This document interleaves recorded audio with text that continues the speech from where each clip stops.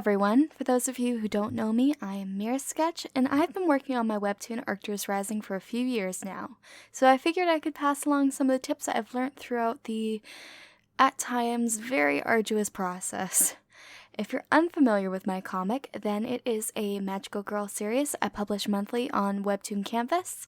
It centers on three witches, Violet, Lumina, and Amara, who are tasked with defending the world from chaos while trying to manage interpersonal drama and uncovering the mystery of how their predecessors failed. So if that sounds interesting to you, then maybe check it out, help out a fellow struggling creator. The video will be divided into three sections: attitude and execution, writing, and the art. I'll be adding timestamps in the description, so feel free to jump around as you need to. One of the first things you should consider before you start your comic is your goals in creating it in the first place. Are you looking to tell a story, improve your skills, make money? For my own comic, it started as a 12-page printed piece for my 12th grade AP art portfolio, so I had to learn pretty fast, and I made a lot of mistakes along the way that honestly could have been remedied. Your mindset going into a new comic project can be super important in defining what your comic becomes. I think one of the most disheartening things can be working super hard on something with little recognition. It's hard no matter how pure your intentions are with your comic. If it's your first go-around, I think it's important to remember that it likely won't be your magnum opus, and that's totally okay. You're gonna learn a lot during the process, and genuinely, it's so rewarding to see how much you improve. Personally, I found I improved quite rapidly doing the pages to the point where it sometimes felt like the art was very inconsistent. That's also okay. An easy trap to fall into with webcomics is redrawing your first couple of pages over and over, and believe me when I say it's a never-ending cycle. This is a trap I've definitely fallen into myself, although I do believe it had more to do with my old formatting than anything. If there's any advice I can give to people stuck here, it's just to move forward. By the time you finish redrawing those 10 pages, the first 3 redraws won't be up to your level anymore. It's part of the process, and you just need to move on and work on the new pages instead. Finished, not perfect. Okay, let's talk about how long this bad boy is going to take. First of all, think about how long your comic will likely be. I recommend starting with a shorter project if it's your first time, but aim for something you think you could reasonably finish. Think about how long you want to spend making your comic. How many months or even years do you want to devote to it? This will influence your posting schedule. Most comic hosting platforms say that you should aim to update your series weekly, but if that's not feasible for you, you can try bi-monthly or even monthly updates. For vertical scrolling comics, I wouldn't do any more than that. But if your updates are in a shorter format, and you think you can manage a couple times a week reliably, I'd say go for it. It's important while you start making your pages to judge how long they take you and to tweak your schedule and process accordingly. Think about how much you're going to be reasonably able to get done each week. Maintaining a schedule will attract new viewers and keep old ones coming back, so it's good to keep it up.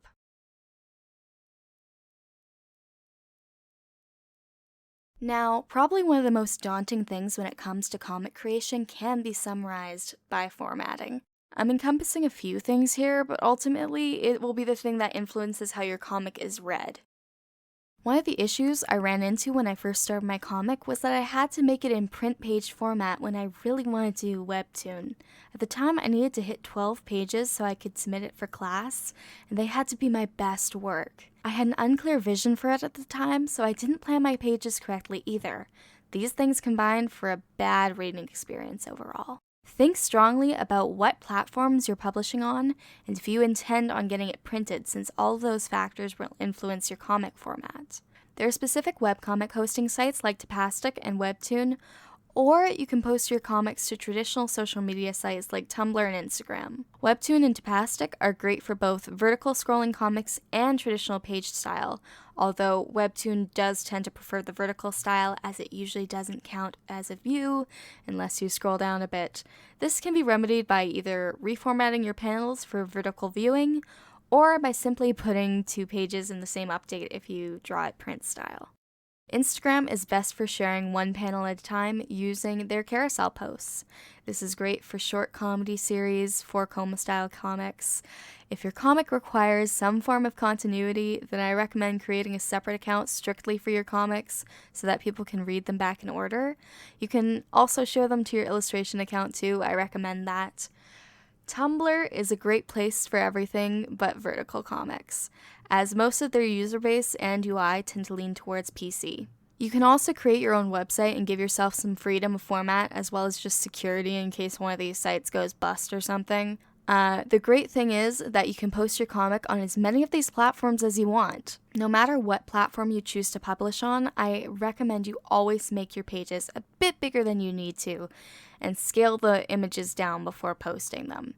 This will come in handy should you ever decide to get it printed, and you can share the high quality pages on Patreon too, so it's a win-win. Now, there's one comic sin I'm going to try and dissuade you from, although I know it's a divisive topic, so if you disagree with me or have already started your comic like this, then it's fine. There are plenty of webcomics I read and enjoy who do this, even though personally I can't recommend it. If you are making your comic in English or another left-to-right reading language, please do not make your comic in manga style format, aka reading from right to left. Unless you are specifically making your comic in a language that uses this style, then please don't enforce a conflicting way of reading onto your fans, who will likely just end up confused. The only exception I can think to this is if you're specifically making a DaVinci style fan comic of an existing anime or manga, since the audience is likely used to that format. I can't tell you how many times, though, I've dropped into a new episode of a comic I'd been reading before and immediately been confused on which way to read it. If you intend on using this format with your English writings anyways, then the arrows at the start of each update are necessary. It doesn't have to be each page, but at least every chapter. In a similar vein, I recommend creating word balloons to match how your text lays.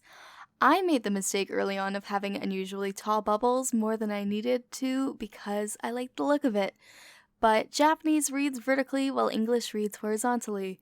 Your bubbles should conform to your text, not the other way around. Another tip is to leave a bit of room for your words to breathe in the balloon since it's easier to read. As for fonts, I recommend picking out one standard font for your dialogue and maybe a couple for simplistic sound effects. Personally, I use standard Comic Sans for dialogue and Calam for most of my sound effects that I'm not drawing by hand. Amas and Anime Ace are also pretty popular. You can also create your own font using your own handwriting and a template to give it more of a homemade feel. Whatever font you pick though, just make sure it's free to use for commercial works. Okay, let's get on to the writing. Now, chances are if you're seriously thinking about making a comic, then you probably already have a story in mind. If not, that's okay too. Take these tips into consideration when planning your story. In order to even start on the writing portion, you need to have a good idea of what you want to happen. Story structure, character arcs, incidents, etc. I recommend making a timeline of the events in your story. Personally, I do use PureRef with their text tool since it's just the simplest option for me. There are tons of other actual writing tools out there that are much more intuitive. Personally, the way I've laid out my timeline corresponds to each of the 4 years my characters are in school, with Season 1 taking place in their first and second years, and the planned Season 2 taking place in their third and fourth. Plan your story timeline as best as you can. I know at first with writing you have a few scenes you really want to incorporate, so try to place them in relation to each other to start. Think about how you'll get to those points and the things that will happen in between. One issue I've found is actually just trying to describe my comic, even when I'm talking to people in real life or on stream. In summary, my comic could be described as a trio of student witches balancing school, relationship, and life struggles, all while juggling being secret superheroes on the side. Or, alternatively, like a cross between Sailor Moon and Harry Potter. I use them both pretty often. If you also struggle with describing your comic to people, then consider breaking it down into its bare bones elements. What's your 5-second pitch? Tell me what I have to look forward to. A good comic will also have an intriguing introduction. That doesn't mean you necessarily need to start with action, but consider what will make them want to keep reading. You should plan for the first few pages to contain the hook, or possibly even the inciting incident to your story if it's paced to happen at the beginning. A good hook piques the reader's curiosity and entices them to read more. The only thing I'm personally not a fan of, and this is a nitpick, is immediately placing a character in peril without telling us why we should care about them in the first place.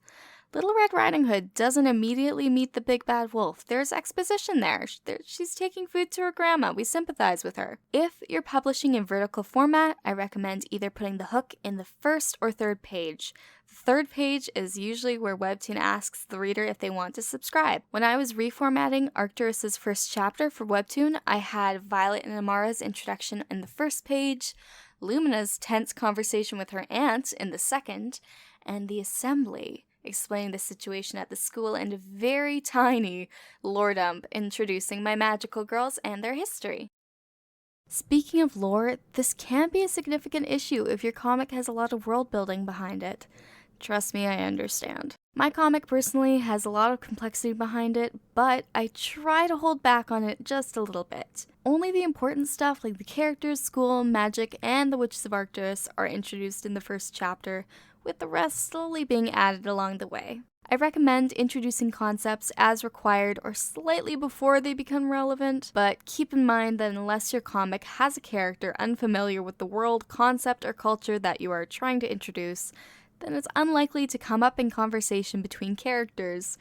Most characters will understand the big events that shape their world and will not need to be reminded of that in conversation. So in summary, it's about striking a balance. Incorporate things where you can naturally, space it out, and whatever you do, please don't make me read a block of text. So you know at least the basics of what you want, and now all you have to do is start writing. Cool. For comics, I do it in script format, but if you're having trouble with doing certain scenes, consider doing some free writing in whatever form you choose. Just get out the emotions and the makeup. I recently did some free writing when I was having issues connecting plot elements and emotional conflict in one of the episodes I'm working on. It helped a ton. You need to understand too that some scenes are going to flow out super easy and some are going to be an absolute slog to get through. I believe in you. For your scripts, I recommend you have a few done in preparation before you start drawing your comic. Even though the drawing part tends to be slower than the writing, you don't want to accidentally write yourself into a corner and need to change things, but have already drawn the pages for it. Your timeline and story plan will also help keep these things on track, so don't worry. Okay, so you've got your script settled, or if you're a one-shot comedy writer, you just skip through half the last section. Either way, you're on the right path to start drawing your comic. One of the most important things to remember when drawing a webcomic is that not every panel is supposed to be of illustration quality. Look at your style and think about how you can make it quicker to produce. Consider simplifying your shading, or even just doing flat colors. Maybe you want to use more cartoony proportions to make it easier to replicate. Think about what changes you can make to your art style to make regular updates easier on you. Think about what takes you the longest and what you absolutely dread doing. Factoring into this, one thing that can make a huge difference in your speed is pre-made assets. If you use Clip Studio Paint, then you have the luxury of having an entire catalog built into the program and even more to download off the assets store. There are both paid-to-use assets as well as free ones. Brushes help a ton with patterns, small objects, outdoor scenes, etc. You can also make your own pretty easily. I recommend making a brush for anything you need to draw over and over because it's going to save you a ton of time. Image textures are great for flat or low maintenance panel backgrounds and effects, while 3D models are a lifesaver for more complex scenes. Mostly I use them for the backgrounds, but you can also use character models for posing too. I recommend checking out Acon 3D for both of these things as well as the assets store. Acon is a bit expensive when it comes to their models, so keep that in mind, but if it's a set you're using a lot, it'll save you a lot of trouble. Just make sure with any asset you download off there that you read the licensing rights. Alternatively, if you need more customized backgrounds, you can model them yourself in Blender or SketchUp. I use Blender myself. Any kind of game where you can create and screenshot scenes can also be traced over or used as reference. I usually mock up my ideas for sets in The Sims 4 before modeling. Just remember that you don't own the rights for any of the in-game assets, so never copy it directly if you intend to do that. Just use it for perspective and stuff. Given how much I've put an emphasis on speed in this video, you can probably gather that regular updates are super important, especially if you intend on maintaining a schedule.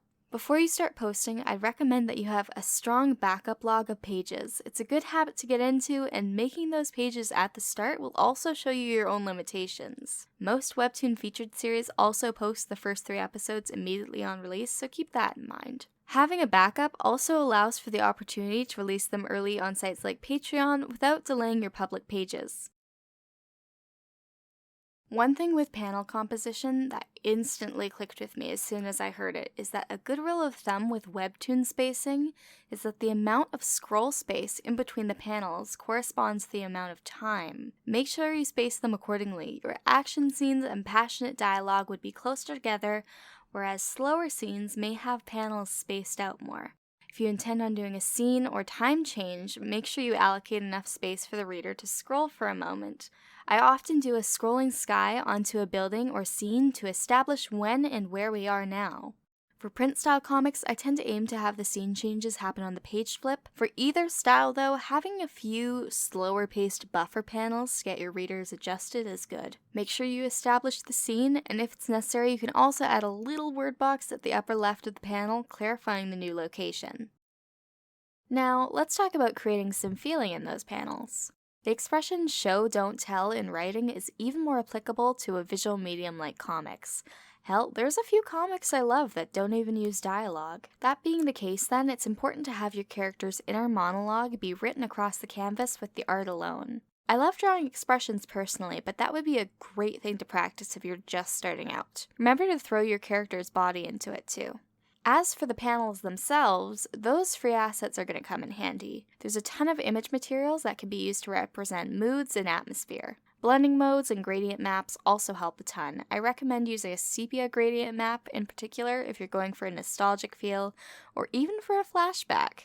Speaking of which, you might consider reserving some image effects as an easy visual cue to something happening in the story. Making the area behind the panels different colors can be a great way to convey tension or time of day. Think about what kind of scenarios you'll need to portray in your comic. Lore narration, dream sequences, flashbacks, pain, magic, etc. may require their own devoted visual cues. Okay, that's all I have for today. I hope you found these tips helpful. I know I made a lot of mistakes when starting my comic, so please try not to be too hard on yourself, especially if this is your first go-around like Arcturus was for me when I first started it. Just do your best to power through the rough patches and just aim to make something you can finish. If you're new here, consider subscribing if you want to see more comic-related content, and be sure to check out Arcturus Rising on Webtoon. It's a fun time. Have a good day, everyone.